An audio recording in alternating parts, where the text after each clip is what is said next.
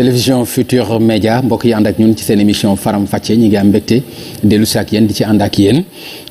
tey nag ñu am ay gan nekk ay jigéen li ko waral nag bari na ndax ku ne xam na ni émission bi daanaka politique moo ko tax a jóg ñi nga xam ne recevoir nañu leen ci itam ñu nekk ay femmes yoo xam ni dañuy yëngu ci wàllu politique ba ñu ràññee ci seen taxawaay loolu mooy li sabab seen teewaay waaye itam mu yemoo ak weer bi nga xam ni dañ ko jagleel soxna yi démb 8 mars nekk bis bi nga xam ni àddina wërngal këpp dañ ko jagleel ñi nga xam ni ñooy soxna yi loolu itam tax na ba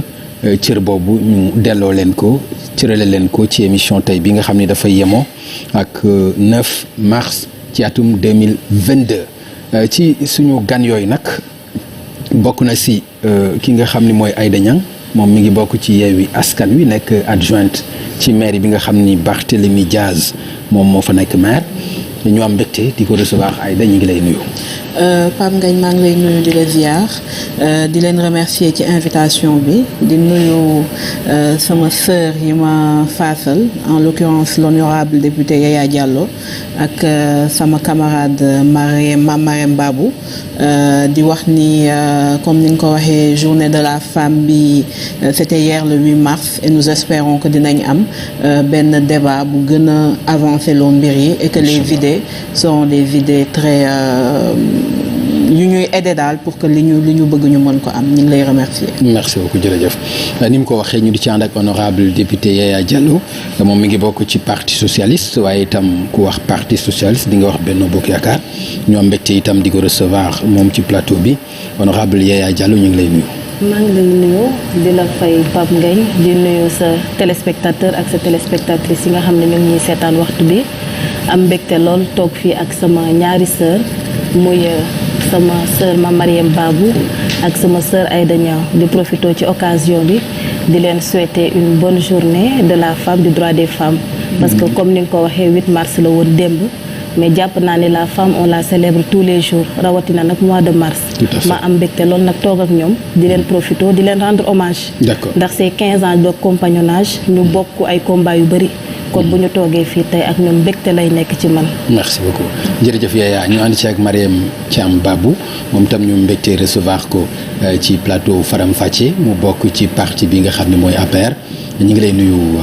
madame Babou. Papa Ngagne maa ngi lay fay di nuyu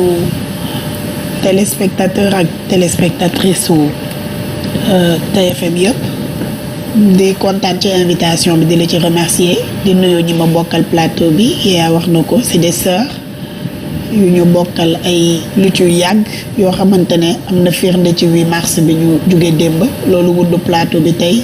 ñuy ñaan liñ ciy wax nekk luy jariñ société bi mais surtout la femme lu koy jëmale kanam Aïda maa ngi lay nuyu maa ngi nuyu l'honorable député Yaya Diallo voilà mu nekk plateau bu riche incha allah. jërëjëf ñu wax ni itam bëggoon nañ ci ànd ak Maïmouna Bousso bu nga xam ni moom itam ci opposition bi la féete jiite mouvement bi di force citoyenne amoon nañu yéene recevoir ko waaye xam naa dafa am ay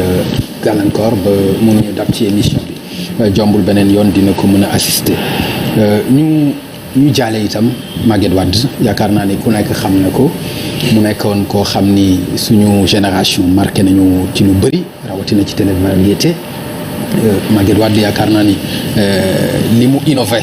ci wàll boobu ci variété daanaka lu am solo la. kon du ñu def lu dul rendre ko hommage gis nañu itam président bi nga xam ni moom moo jiite groupe bi di Youssou Ndour def na lu ni mel moom du ñu def rek lu dul ànd ak moom ci yooyu doléance ci turu groupe Futur Média di jaale Maguette Wade dëgg la am na fu mu ko féete waaye am na fu mu féete woon itam Sénégal ñu koy ñaanal yàlla Maguette Wade yàlla suñu borom xare ko aljana bu fekkee am ngeen ci lu ngeen ci bëgg a sànni ci Maguette Aïda. waaw di leen ko masawu parce que comme ni nga ko waxee perte la pour toute la population ñi ngi man maa ngi rappelé bi ñu nekkee xale émission la boo xam ne daan nañ ko suivre avec nos grands-parents et nos parents perte nag du lu yomb ñu koy jaale le président du groupe Futur Média ñu ko jaale képp koo xam ne yaa ngi liggéey ci lépp luy joxe info ci télé beeg yooyu donc ñu ngi leen koy jaale di leen masawu. voilà honorable. waaw comme ni ko ñëpp waxee di jaale toute la population sénégalaise parce que jàpp naa ni tonton Maguette Wade c'est une icône. tey boo gisee ñu bëri ràññee ku mel ni Youssou Ndour ku mel ni Omar Pène Baaba Maal c'est parce que dafa am ay animateur de télé yoo xam ni ak ay animateur de rajo yoo xam ne dañ leen fësal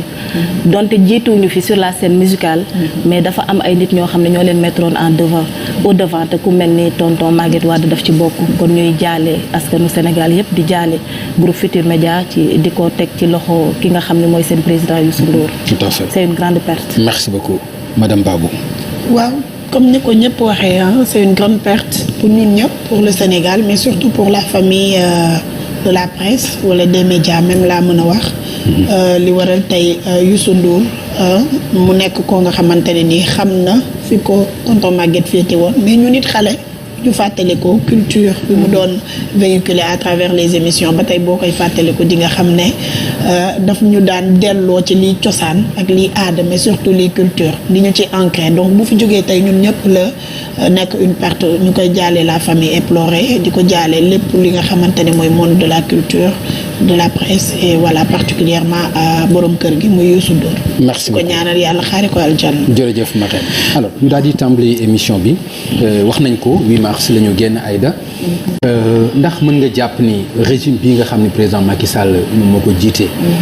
boobaak léegi daanaka léegi mu ëpp fukki at. boo doon xayma ak yelleefu jigéen ak cër boo xam ne jox na ko jigéen. nan nga koy misaale ak ban gis-gis nga ci am ban yëg-yëg nga am ci wàllu boobu. waaw yëg-yëg bi ma am mooy aujourd'hui jigéen ñi am na lu bëri loo xam ni en fait des na du ñu wax ni nag dara amul mais yaakaar nañ ni mën nañu mieux améliorer démb gis naa li nga xam ni moom la suñu ministre de la femme organisé mu doon journée du 8 mars et man li ma déploré mooy dañuy toujours organisation boobu démb daf ñu renvoyer à tout ce qui est folklorique et que journée du 8 mars bu ma ko rappeler du fête journée la de la lutte pour les droits des femmes et journée la boo xam ne am na ñuy wax nag sax naan en fait en tant que sénégalaise le 7 mars la ñu war a fêter sur le cas de Talatay Nder bi nga xam ne c'était des femmes des femmes du pouvoir yi nga xam ne dañu jël en fait elles se sont suicidées pour garder leur dignité et bu ñu ñëwee ci loolu ñu gis ni le 8 mars li ko wundu woon moo doon ay femmes yoo xam ni tey seen ay ak ay yelleef nit ñi respecté wuñ ko woon ay ouvrières qui ont dû nu ñu koy waxtee dañ leen rey dañ leen bundu xataal ba en 1977 ñu créé journée wu 8 mars donc loolu bu amee je pense que dafa war a nekk journée de d'évaluation fan la ñu jógee ak fan la ñu bëgg dem malheureusement peut-être y a eu des propositions mais gis nañ ne am na def na lu bëri tey ñi ngi ñëw ci autorité parentale nous avons vu que les femmes elles ne peuvent que jigéen que góor bu ñëwee mu ne reconnaîtreul doomam même bu ñu defee test ADN en fait jigéen bi góor bi bu ne bëgguma lay doon donc ce qui veut dire que mooy rek jigéen bu accouché ne doom ji juruma ko parce que bu ñu defee test ADN amatul lenn loo xam ni en réalité mën nga ko mën a bañ et on a vu une justice très patriarcale ce qui veut dire que am na peut-être ay avancées en l'occurrence la loi sur la parité qui n'a pas été votée lors de après l'alternance mais avec Maître Wade mais gis nañ ne ay questions de société yu mel noonu il faut que ñu teg ko sur la table ñu xool lan la ci jigéen ñi en réalité mën a am gis nañ ni ku mel ni tey même si je dois féliciter avec li ñu démettre le directeur de DER parce que nous avons vu qu'il y a eu beaucoup de financement yoo xam jigéen ñi dañ ko doon kaas en termes de partisanerie nga xam ni ñi mu àndal la doon gën a beral loxo ko ñeneen ñi donc de ce point de vue man je pense que am na peut-être loo xam ni am nañ ko mais am na lu des y a la loi criminalisant le viol mais loi bi ñuy criminaliser le viol démb maa ngi déglu sama sœur Aminata Diallo di ko wax bu ñu demee ba ca tribunal ba ki ñu accusé la ñuy wutal en réalité avocat mais ki nga xam ne mooy victime bi amul lenn loo xam ne mën nañ ko suivre et j'ai vu je l'apprécie mais la femme mu def la proposition. lan nga bëgg a wax foofu. li ma bëgg wax mooy devant la loi. ñoom ñaar ñëpp ñoo war a yem